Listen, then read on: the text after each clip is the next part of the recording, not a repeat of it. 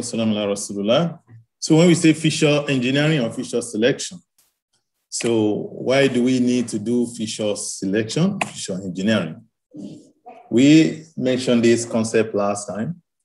So that in machine learning model development, so as we know, data is always the important part there, so which is the beginning. So once we have the data, so we have the feature engineering, feature selection. So we're going to discuss feature engineering in more details later, because feature engineering is more encompassing.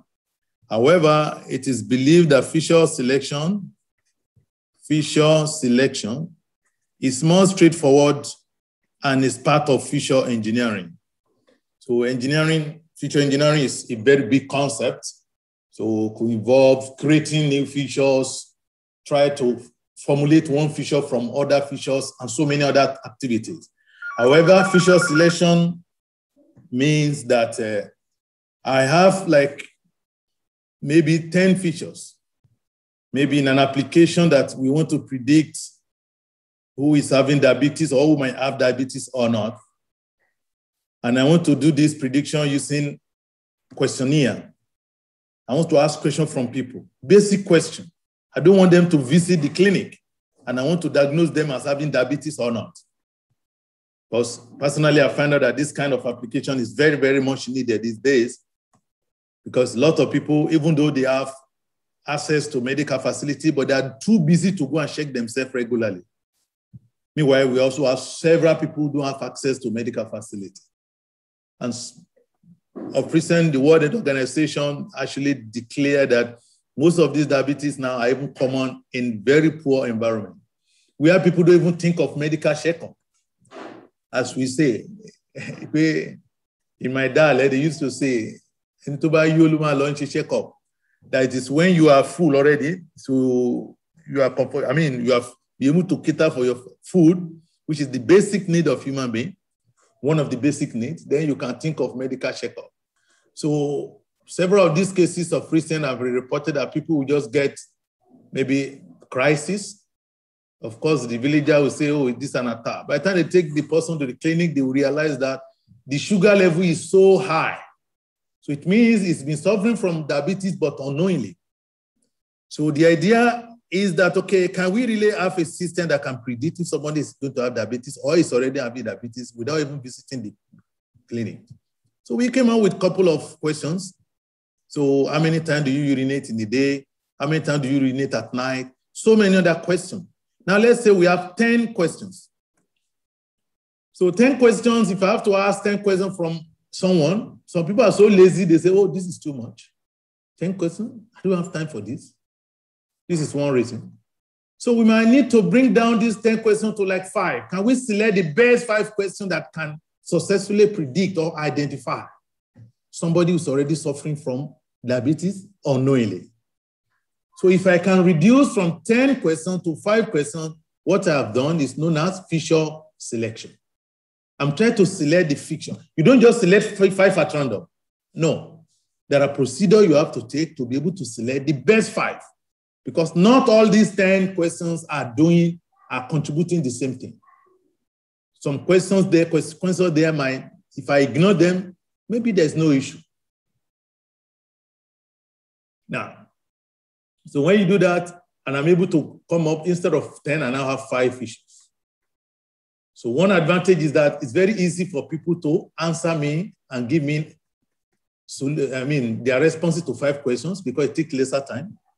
2, computational complexity. If I'm able to reduce from 10 features to 5 features, definitely the time is going to take my computational resources to finalize the computation in machine learning is going to be small, which is also better. Also, sometimes if this feature, let's say it's a feature that requires somebody to go to medical center to carry out some tests. In that case, somebody using money to pay for 10 different medical tests will cost more compared to when he or she has to do just 5. These are some of the advantages of feature selection. And from machine learning point of view, these are all kind of social, from economic advantage we are looking at. From machine learning itself, for machine learning to get good results. Usually, if I have 10 features, I'm expected to have nothing less than maybe 10 raised to the power 10 samples before you can get reasonable results. So from machine learning point of view, the more the number of features, the more the number of samples that you need to get before you can have a successful training. So this is the big advantage or challenge that has to do with several features. Of course, when you are starting your application, we encourage you to get as many features as possible because you don't really know which feature will contribute. We have seen cases whereby the attribute that even engineers are actually boasting of, oh, this feature is very interesting, it's very good. When we apply machine learning, you find out that it's not contributing compared to the one that even engineers do ignore. And that is the idea of let the data speak. Always remember this when you talk about data science, machine learning, data mining, or anything related. Sometimes you might need to let the data speak. Let the data really tell us what is going on. Now, so because of some of these challenges, okay, we might need to reduce the number of features. So let's say an oil company, NNPC or Aramco send me a data for modeling, and they send me 375 samples. We've had this example before. 375 samples, those are the number of samples you use for training and testing. And then they send me 17 features. 17 features to 375 samples. This is grossly inadequate number of samples.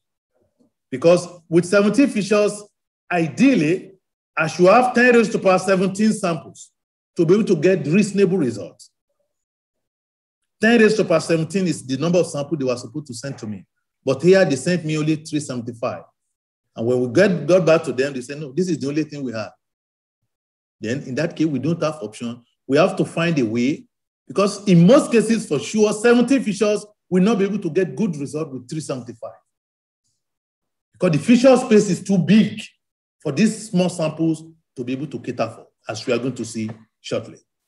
So what do we need to do? We have to do feature selection.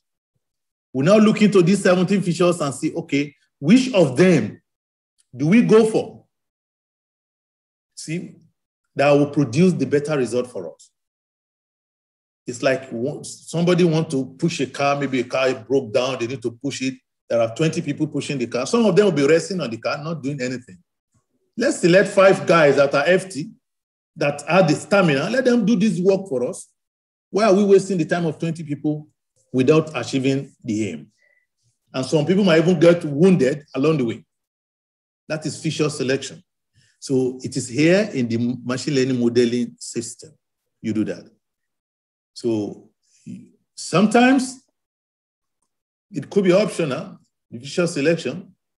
You just give me the feature, I just say, let me do data modeling. Maybe I want to see if I'm going to get good result. Like this 17 given to raw with 375 samples. I input it here and do my data modeling, which means training and then testing, as we discussed before. So maybe my testing accuracy is getting me 65%. It's good, but it's not enough. What can I do? You can see there's a tikrar here. There's opportunity for you to go back and make a looping. Do I change the modeling algorithm? Is it the algorithm that is giving me problem? Maybe, maybe not. Or do I need to go back again and check for the features? Maybe 17 feature is too much. From my experience, 17 feature will be too much for 375 data. So you might need to do feature selection. See? So I go back again, I reduce the features to like 10, and then I run the, I do the modeling, I check the performance measure. Now I'm getting 75%. I might need to go back again to this place again and say, oh, let me try again, it's improving, reduce it from 10 to 5. From 10 to 5, I'm now getting 95% accuracy. This is a possibility. And this is one of the reasons why we might have to use feature selection. Now, So we keep doing this until we achieve what we want.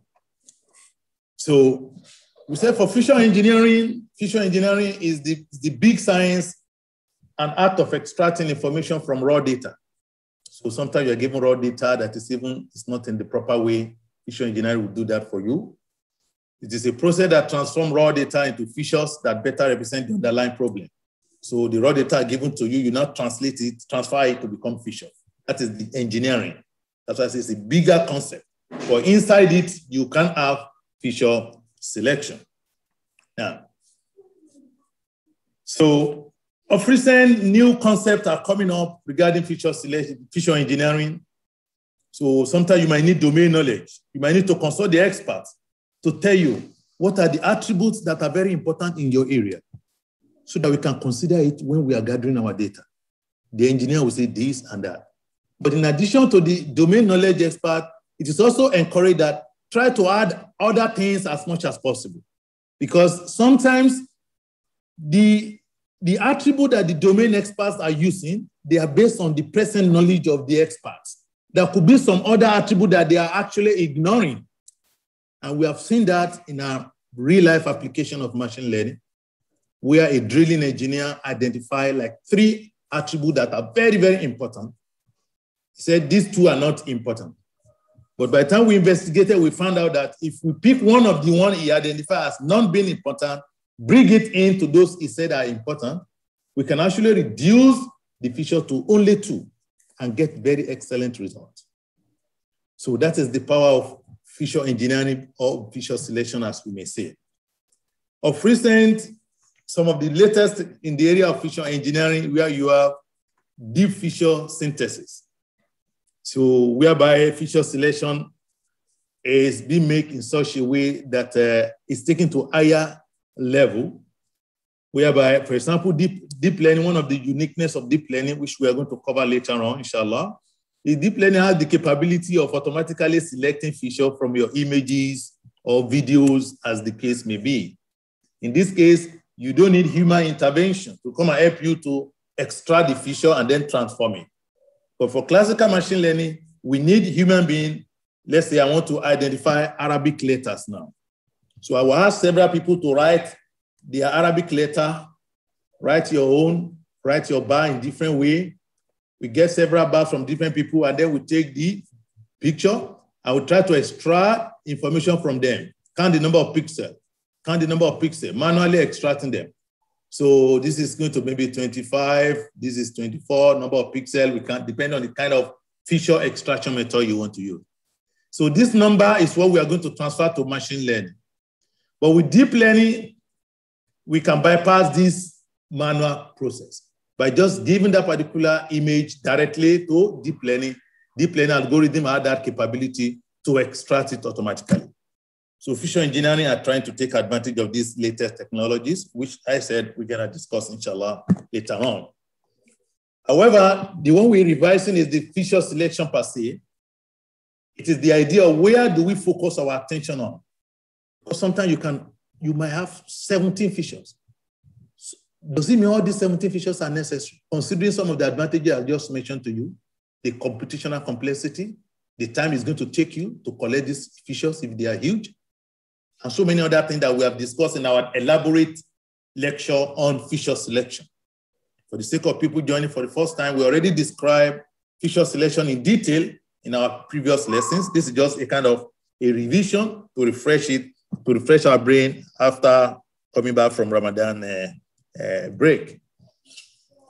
Now, the idea is garbage in, garbage out. That is, where do we focus our attention? You gave me 17 features. Can I reduce them to 5 so that even as a human being, if I have to monitor 5 variables, it might be easier for me. Of course, machine learning has the capability of monitoring several variables at a time, 1,000, but then it needs something from you. If you're giving me 17 variables to monitor, you must give me 10 raised to power 17 samples, the examples I'm going to be trained on. And because our data is always limited, we don't have 10 raised to power 17 samples. So I just give an example where the oil company gave us 375 samples. instead of 10 raised to the power 17. So you want the machine learning to do it. Okay, what I have to do is, let me look for which of these features do I concentrate more. All of them cannot have the same advantage, the same power. Now, so a universal problem of intelligence is where to focus the attention on. If we know where to focus the attention, that can increase the learning capability of our model and can increase the performance drastically, as has been proven by several real-life applications. Now, so to state it clearly, feature selection is given a set of predictors. Predictors are also called features. V, they give us V number of features. And the target variable T, we want to predict this target variable using these features. So feature selection is saying, find the minimum set F, minimum from this set, that achieve maximum classification performance of this target that we want to predict for a given set of classifier using classification performance criterion. So we are looking for minimum set. This is a greedy algorithm, as they call it. Feature selection is a greedy algorithm because we try to get better results with lesser input. So feature selection is categorized as a greedy algorithm because you're trying to get maximum result by using minimum sets. So this is the full set. 1, 2, 3, 4, 5, 6, 7, 8, 9, 10, 11, 12, 13, 14. 14 features were given to you, or attributes. So you need to identify the useful one, the one that are better among them. You see, we were able to identify 1, 2, 3, 4. How do we identify them? There are several methods that we have described, and that's why we're going to refer out to the video that has been done on feature selection, which we can find it inside the Telegram group, inshallah, where we describe each of the method in detail, how you can use it. And we also went to Weka to show ourselves how we can also practice it. So out of these 14 features, we're able to identify 4. This one, and also this one, and then this one. That with these 4, you can get the maximum possible result, which is the aim of feature selection. Yeah. Then there was the concept of cost of dimensionality that I introduced us to, which is very, very important. And whenever we talk about feature selection, we always mention it. Because feature selection, cost of dimensionality is a problem. Whereas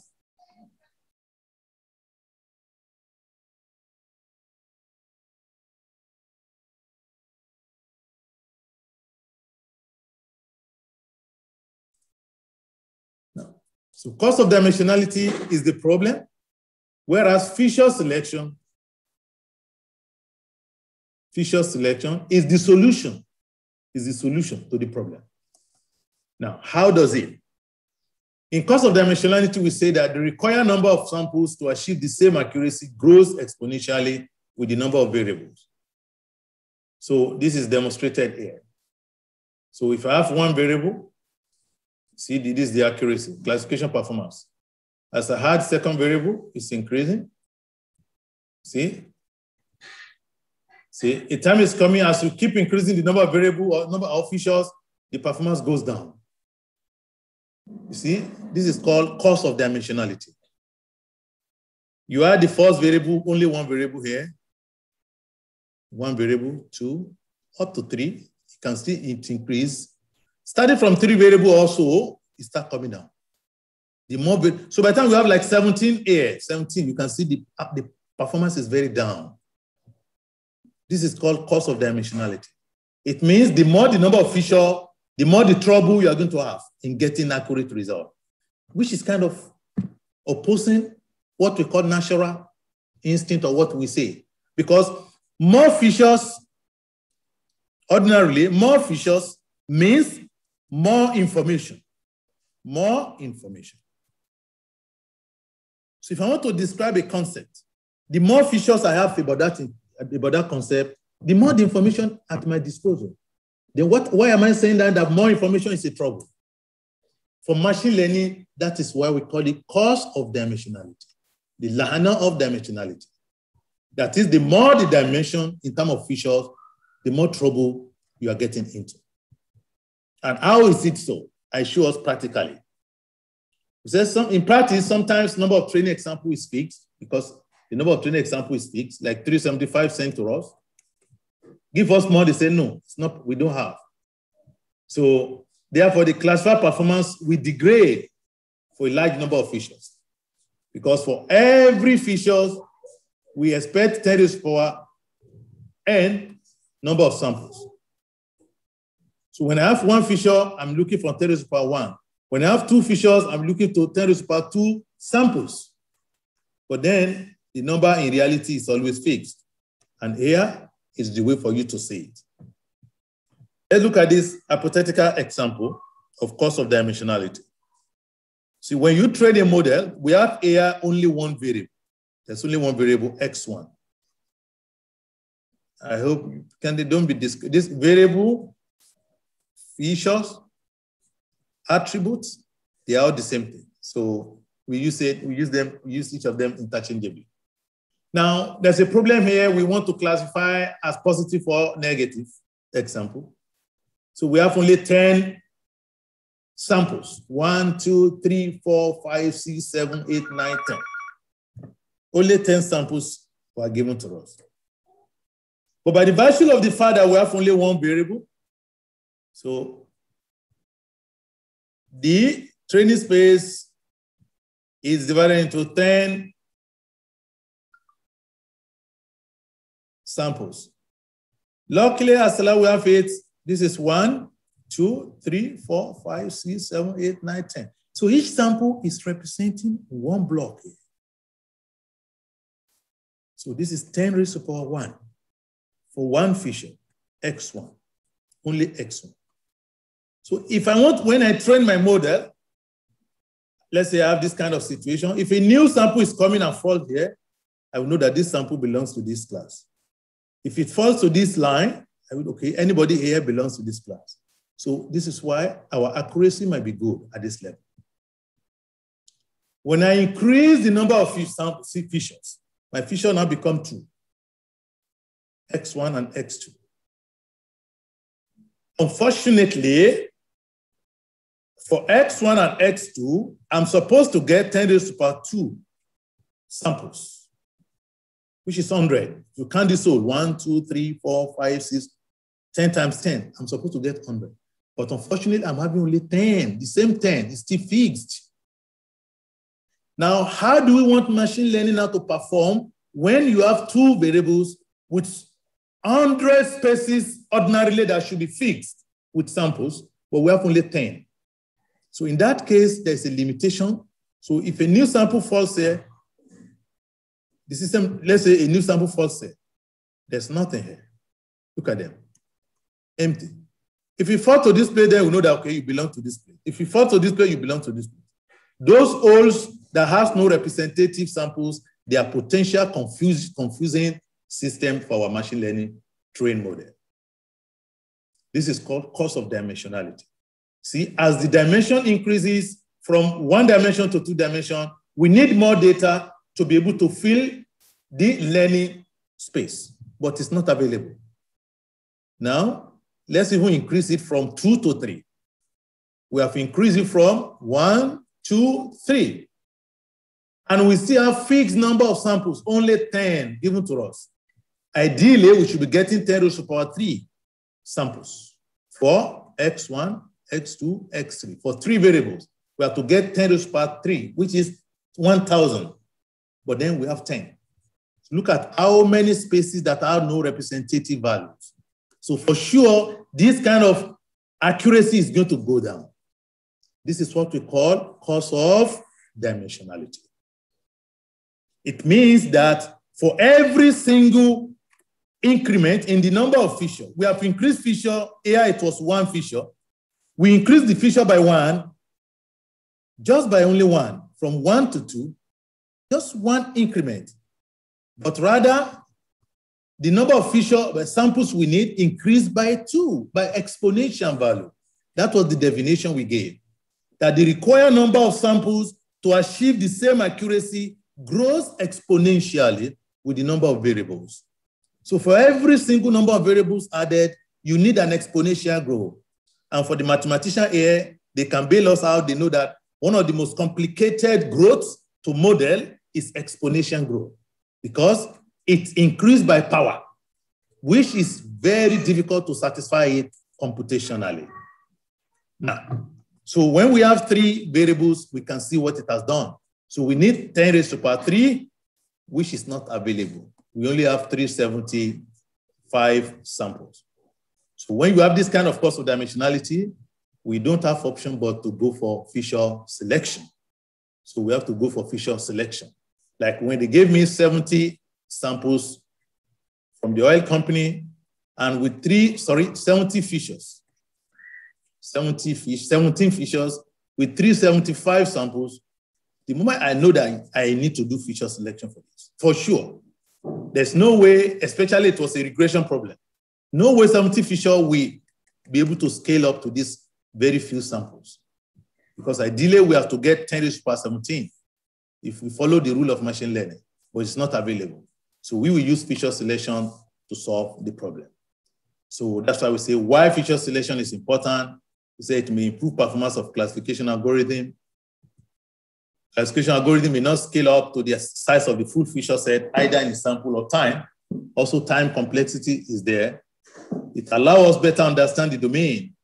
Give me 70 Fishers, I'll just be battling with it. But when I reduce it to 5, I can easily understand what is going on there. Even when we want to interpret our result, I want to know which Fisher is affecting our customer more. 70 Fisher might be a little bit cumbersome to analyze easily, but with 5, that is giving us 98% accuracy, why do I go for 17 that is giving me 85% accuracy? So why go for this? Even though from a kind of layman point of view, 70 means more information, so it should be better. But we are not just talking of more, we are talking of quality. Not how many, but how good it is. So it's cheaper also to collect a reduced set of predictors. So if I have to collect 5 Fishers from individual, it's very easy. It's like somebody wants you to fill a questionnaire and it's having like 25 questions. You are likely to say, can you come back later? Or if it tells you my questionnaire is just 5 questions, you are likely going to say, okay, let me quickly do it for you now. That is an advantage of Fisher, another advantage of Fisher selection. It is safer to collect a reduced set of predictors. If you have to collect 5 samples, maybe you need to do medical tests for a patient who is critically sick in the hospital. I want to use machine learning to predict the problem of this patient. If we have to collect 5 samples, it's easier and safer than collecting maybe 25 samples. The patient is already anemic already. He has no enough blood. Where were you going to get blood sample that would take you to do 25 tests? So that is why we also say that it is safer. Even in the engineering world, if you have to collect also more samples for attributes or more features, definitely it is more challenging compared to fewer features. Yeah. So having discussed that now we move into where each of these concepts we have discussed, where do they fall in? So now that is called back to the generic supervised machine learning framework. So we have the start here. You have the data gathering and preparation, gather your data, prepare it, get it ready in the format that you can use it. Data preprocessing, we discussed this, we summarized last week. Sometimes you might need to do data preprocessing like a normalization. You might need to normalize your data, especially if the unit of the attributes are different or if the values of the attributes are big. One column is having up to 1,000.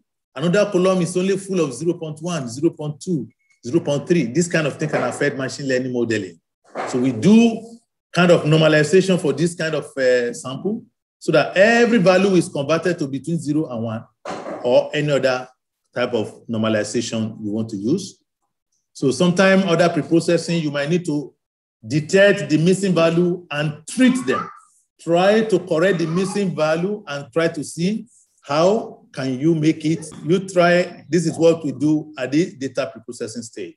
We want to check for missing value identify it, and then fill it in, fix them, which we have we had a video also, detailed video that already described how you can treat missing values, and some of the methods that could be used have been discussed in those videos. So also we can do what we call the outlier. Another very important thing we do at this stage of machine learning modeling is outlier detection. Outlier, there is a value that is not supposed to belong to that attribute, but is there.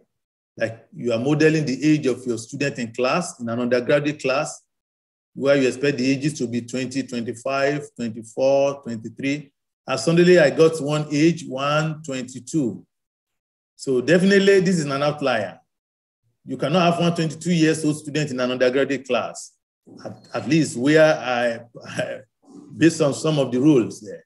So I will know that something is wrong with this data. If you don't resolve it, it will confuse your machine learning algorithm, that it will not be able to get good results.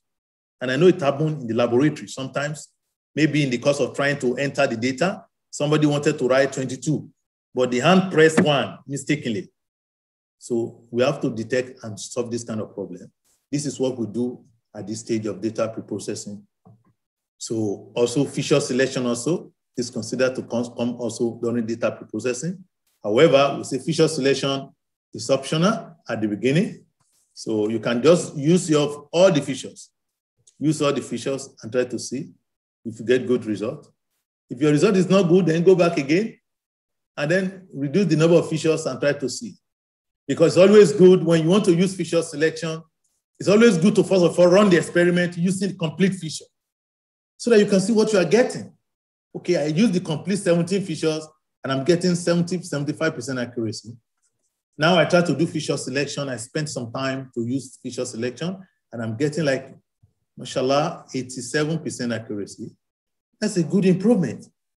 So in that case, if you don't have the result of when all features were used, there's no way you will appreciate what you have gotten, what you have achieved. So it's always good to, first of all, use the original data that is sent to you by your client. Use it as it is. Get your result, document it. Now go ahead and deploy some of your knowledge of machine learning development process. Now try to do feature selection, check for outlier. Maybe there are outlier in the data. With outlier treatment, you might be able to bring the result from 75 to actually 87 before feature selection. And after feature selection, you might be able to bring it down to 95. And as human beings, we always want better. We want more. We always look for more. 95% is not enough. Our target in machine learning is always to get 100%. That is the only time we're going to rest. So we keep changing. Okay, maybe. So build your model building, which is called training. So build your model here. Then test your model, check it out. As you remember, in the building block, we have the training set, which is like 70%. And then the testing set, which is like 30%. So, and we have other modes of training and testing. You can also have training, validation, and whatever. Now, train and test your model. Now, check it. Is the performance okay? Do we need to refine the model? Like the example I gave, if I'm getting 75% for the first time, I will not stop at that point. Of course, I've seen a client, after getting, was it not 68%? He said, it's okay, that's fine, don't worry again. I said, this is low. I think it was 60 something. He said, no, he said, we have been struggling to use ordinary linear regression, we are getting 20%.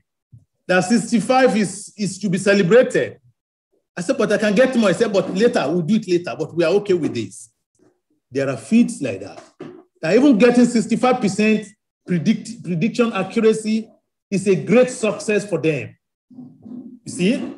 So in that case, even me getting that, they'll say, no need to refine. We are okay with this. However, personally, especially in medical, if you work in medical area, this has to be with human life. We want to predict should an operation should be carried out for somebody who is sick or not. Because we want to predict the survivability of this patient. We want to predict if this patient is going to survive or not. So you don't want to predict with very bad model. So in that case, we usually go for model that are having very high accuracy. And not that one, that the accuracy is also not false negative or false positive, as we also described in some of our earlier videos. So once you have this, you check it appropriately. Do we need to refine the model? No. Like the client that says 65% is okay for him, okay, we package it and give it to him. We wish you all the best. But in most cases, yes, we need to refine it. 75% is not enough. So we do parameter tuning. There are some parameters of the algorithm. We also described this earlier. For example, k-nearest neighbor. K-nearest neighbor is a very simple algorithm we use, which is show me your friend. I'll tell you the kind of person you are. So if I can know 3 of your neighbors, then I can categorize you to be good or bad. If out of 3 neighbors, 2 of them are bad, only 1 is good, possibility that you are also bad is very high. That is the idea of k-nearest neighbor algorithm. So the k, we need to fine tune the k, because sometimes just using k, maybe k is equal to 2, it's not correct, because that will give us to have a stalemate. But 3 also might not be the best k. It means you check 3 of my neighbor, 2 of them are good, 1 of them is bad, then you conclude that I'm good.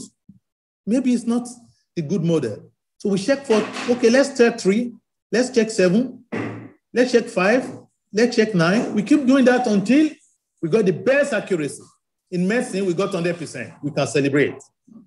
So maybe we got it at 7. It means give me your 7 neighbors. When I see your 7 neighbors, I check them. If 5 of them are good and 2 of them are bad, then I know that you are good. So this is what we mean by parameter tuning. We have to change the parameters until we get better result for our system. Then we go in. Once we get it, now we are here, we are getting 87% accuracy. We go in again. Do we need to refine? Yes, this is medical. I keep refining until I got 100%. But make sure your 100% is not overfitting, because that means you have to be checking the testing set. I mentioned it last time, and I will reiterate it. Some people make mistake when they are doing training. They will be checking the performance accuracy for training. Performance accuracy for training is useless. You need the performance accuracy for testing, because that's the one that is not seen before by the model. So we have to take note of that. If your testing accuracy is giving you 100%, then you can actually celebrate. There's nothing bad in that. But in most cases, you might not get 100%, maybe 98, 97, or very close to 100. So at the point in time, I decided, okay, I don't need to refine again. So I build my final model using the parameter obtained. You see, during the tikrar, during this looping, you know, there's a loop now created here. I keep going around. I may have to bring in feature selection. If it's not doing good, I might have to bring in feature selection. I might have to change the algorithm. You have to take note of that. I might have to change the algorithm at this stage. Okay, I was using k-nearest neighbor. K-nearest neighbor got me maximum of 92%. What of support vector machine? It got me 95%. What of neural network? It got me 96%. I'm still not done. Can I combine these 3 of them? KNN, SVM, neural network in a mushakel. In Arabic, we call it mushakel, cocktail.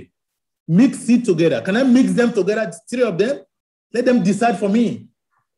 See, in the principle of Al-Jama'at Rahma, when we are in Jama'ah, we get barakah. So the same thing, machine learning can benefit from this concept.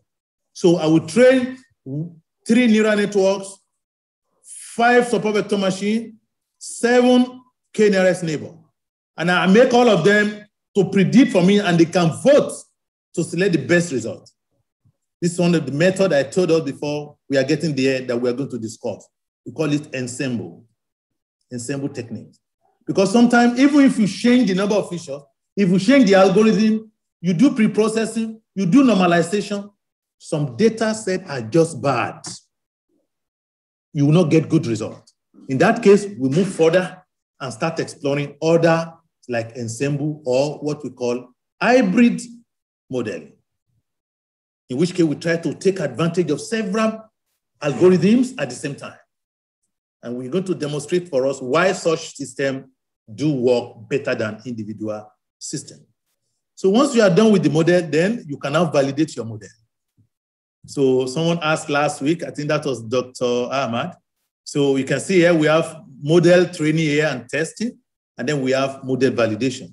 It means we divided our data into three.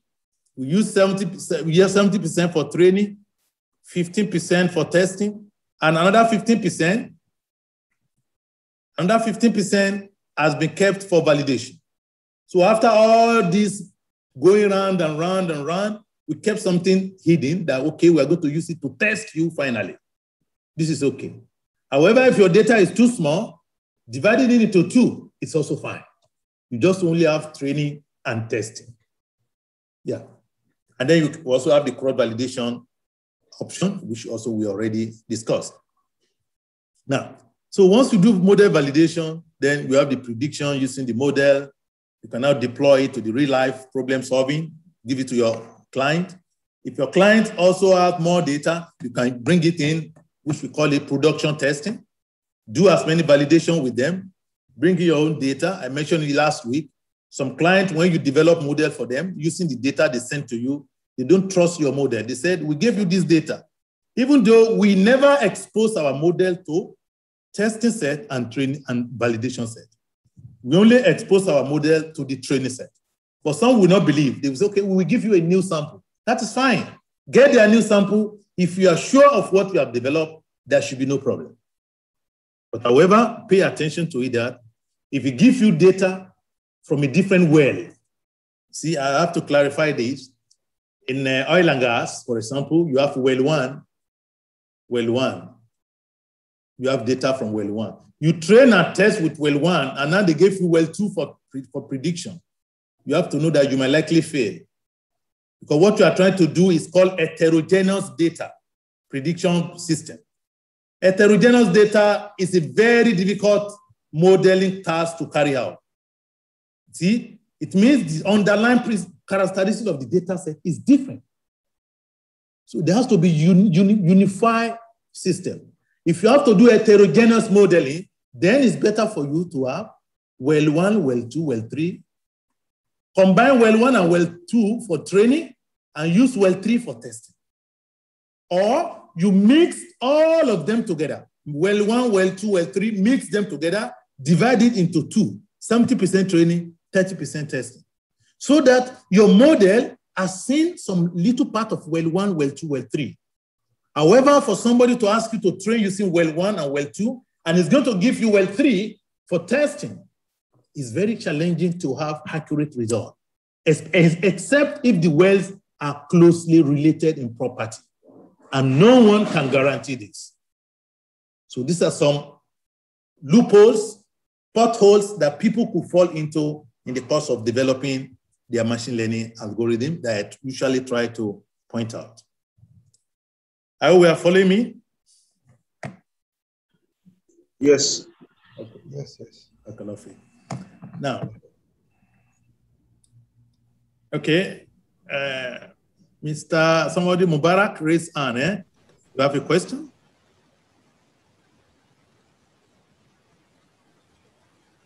I see somebody raised hand.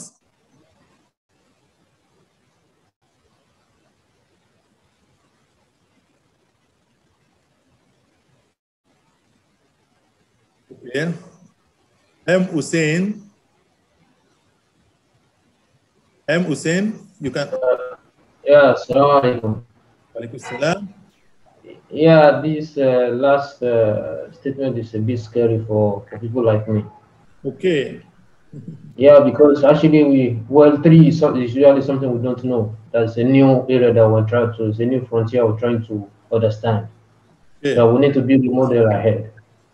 Okay. So if it's not possible for us to run a good model, so in that case, is there any other solution to this problem?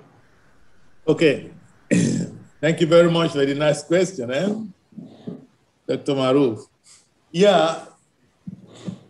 Under heterogeneous modeling, that is the fact that holds that if the data are totally different, so in makeup, in statistic, then the system might suffer prediction for the unknown set that is coming. For BRTC, this is one of the reasons why I mentioned this concept. Can you see here? Ensemble. See? An ensemble here. Ensemble is where we try to take advantage of multiple modeling tasks. I mean, multiple modeling algorithms, so that they can join together to have more powerful predictive power than compared to individual. Yeah. So it's not that it's not totally possible, but then if you want to build well 1, well 2, well 3, if you have access to well 1 and well 2, or well 4, well 3, well 4, and well 5 is the new one you don't know, that's still better. But what I'm saying is don't restrict your model to just only well 1. You are restricting the area of coverage of that model. So if you have well 1, well 2, well 3, expose your model to as many wells as possible. Then the well 5 that is coming that you have never seen before, then the model might be able to work for you. I hope that clarifies further, Dr. Maro. Yeah. Okay, yeah. Mostly when we face, it's one of the latest areas actually we're moving to in oil and gas modeling. So that is heterogeneous. That is why in oil and gas, you train with well 1, you predict with the hidden part of well 1, well 2. When you mix them together, you'll be surprised they produce different results. So this is why we call it heterogeneous modeling. Can we also take benefit of heterogeneous ensemble so that we combine different machine learning algorithms together and let them be able to work for us in this kind of case? And hopefully things will work fine with ensemble model, inshallah. So I just mentioned that not to scare you, but rather to let you be prepared that if the well constituent data is totally different, you might be lucky once in a while, the well 1 and well 3, even though they are different, but the data, the underlying data is a little bit similar. It happens in real life sometimes, it will be fine. But then to kind of naive theoretical view that, oh, it's going to work for all wells. No, don't be unaware. Otherwise, you might lose your clients. This guy promised it's going to work, but now it doesn't work. So let them know that it might work and it might not work. It depends on the statistical attribute of the data set that you are providing for me. But when you train it in machine learning, it's one of the limitations and challenges of machine learning that works are going on to solve it.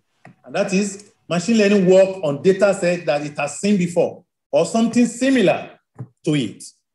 Okay, I want to predict somebody is going to have diabetes or not. So the data I use for training is similar also we have to gather for other people that are coming. So, because it's not a magic. Otherwise, it will be very challenging for the system to extrapolate to a totally different data to what has been used. However, ensemble is proving to be one of the possible options to look in that kind of complicated situation whereby you are looking up to new wells that you don't really have information about. Hopefully, it should be able to push you through, inshallah. So once you are done with your prediction, you check the accuracy, another performance measure, which we have also discussed, result analysis, interpretation. Interpretation of result is very, very important. You see, we are only using accuracy as an example for us. It's more than that. It's more than that. So imagine if you are developing a system for medical prediction.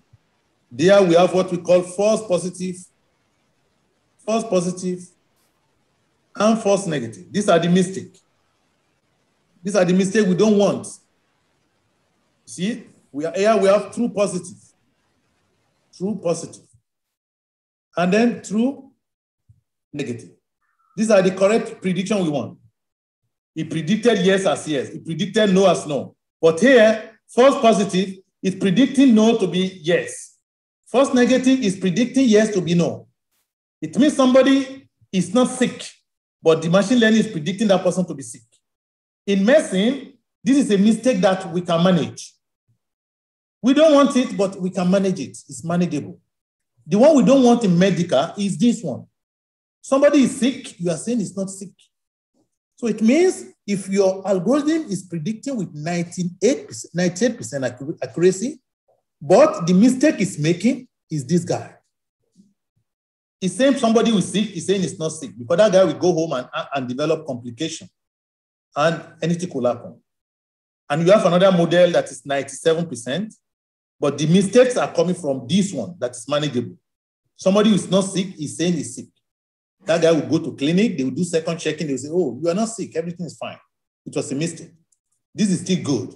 So we will go for this model, even though the accuracy is lower slightly, we will reject this your model because the mistake is coming from the costly mistake. That is under interpretation of result.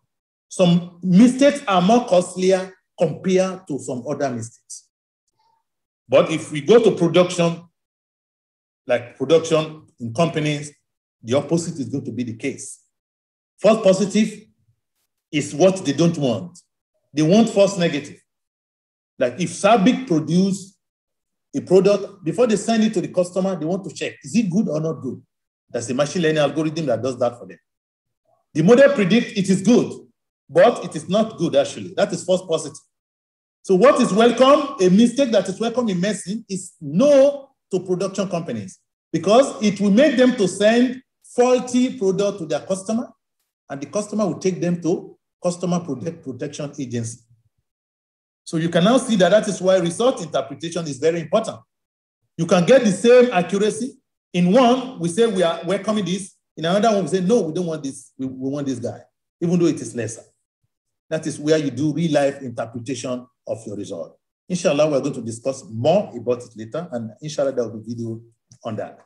Of course, identification of hotspots. What have you done? What can you improve?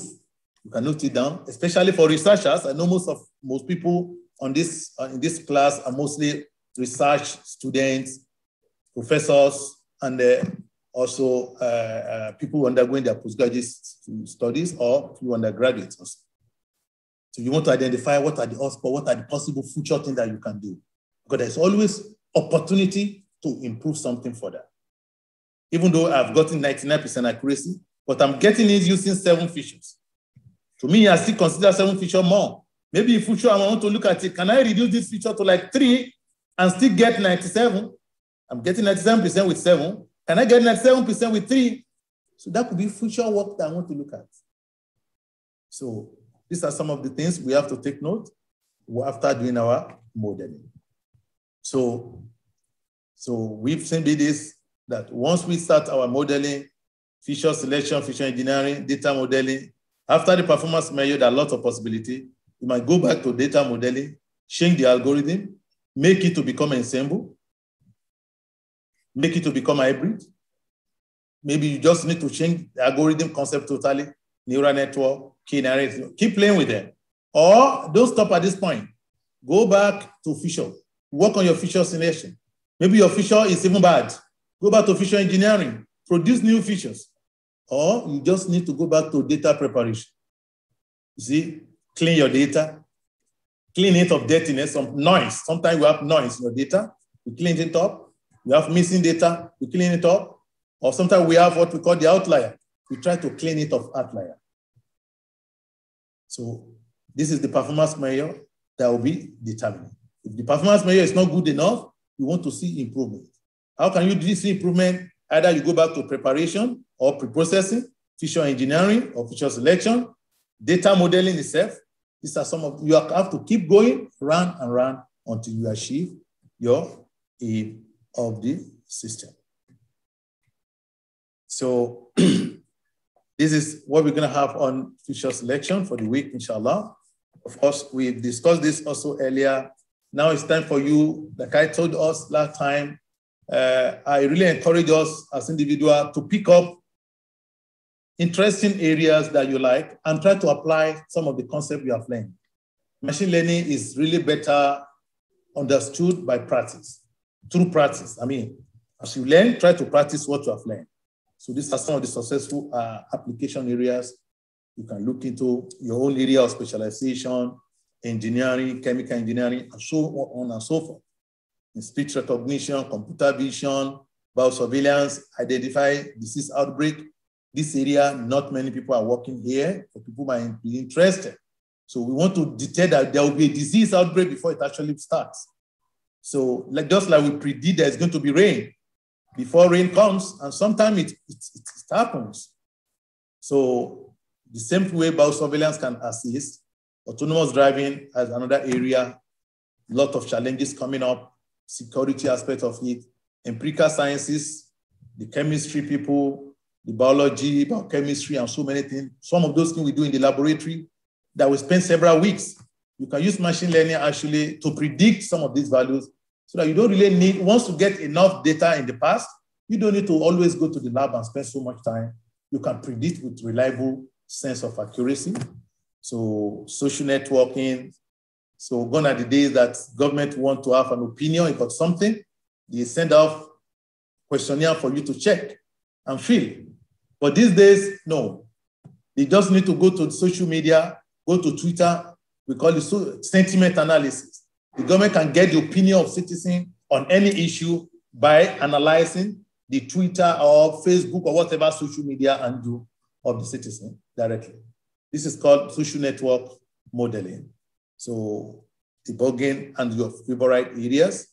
So if anybody have any favorite area in engineering or wherever area, we are free to come up with it. So even playing games, for people who love to play game, you have a lot of opportunities there. Fault detection in your industry, you want to detect the fault and also trace out the fault. Or if you cannot detect the fault, there's no way to solve it. Email spamming is on the rise. People send you unsolicited emails. When you click it, they install Trojan horse or any virus on your computer. So how do you deal with them? There's so much. I ended this with caveat that applications are diverse, but methods are generic. That is, there's so many application areas. Think of anything, machine learning can come in. But there's a generic way to solve it, which is what we already discussed. Every machine learning system averagely will pass through this concept, which is the generic framework we have discussed. So that's how we're going to have it for the day, inshallah. So here are some of the, I'm going to post these slides right away in the Telegram and the WhatsApp group, inshallah. So we can download, we can look at this, some of the free data online. This first one, for researchers, I usually recommend this for them because the data here will mention papers already published using those data. So you can know, you can take your job directly from there and start going ahead. So UCI, this one is also very popular. Cargo also has a lot of recent data. The only problem I see with them is they don't mention if this data has been used by someone or not. But then they still have pretty much, and so many other data you can explore. So it's my very strong recommendation that let us pick something and try to practice it. So you have this slide, you can check it out, some of those links. And then that's how we're going to have it for the day. So Barakallahu fi. If there's any question, so we can take one or two questions more before we leave. Jazakumullah khair.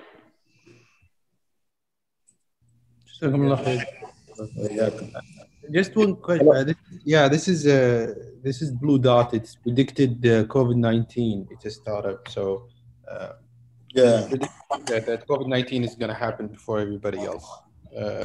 So when you talked about wells, is it the same thing with a group of population? For example, is the same model applicable in Saudi Arabia as it is in the US, for example? Okay, share this nice link with us. We can see. Can you see my screen? Yes. Okay, how this Canadian startup spotted coronavirus before everyone else knew about it. You see, so thank you very much for that. Yeah, he's asking a question that when I was mentioning well, that we have different wells. I mean, yeah, this it has to do with, that is why worldwide, when you have data from a particular place, you can actually try to extrapolate it to other places, but then the reliability is not guaranteed. But we are not saying it's not possible. For example, we try to predict diabetes in Saudi Arabia. The data set from Saudi Arabia, because the food pattern, the kind of genetic makeup of people here might be different from people over there. So what will affect them that will make somebody to develop diabetes in the US might be different from that of people in Saudi Arabia, for example. You see, because maybe pattern of life, the kind of a hygiene they subject themselves to, even within the same population, you can have variation. For example, you have Muslim population and non-Muslim population. There are situations whereby you have some diseases that are prevalent among some group of people because of the pattern of their hygiene. So all these underlying factors could go a long way to actually determine the accuracy of a model. But however, we shouldn't lose hope in it. We shouldn't rule it out. It's not that it's not possible to get something actually maybe reasonable. No, we can get something reasonable. So this is why we all say, come again, can you see my writing? Yes. Okay, thank you. Let the data speak. So theoretically and based on experience, it's challenging. We call that heterogeneous data modeling, heterogeneous.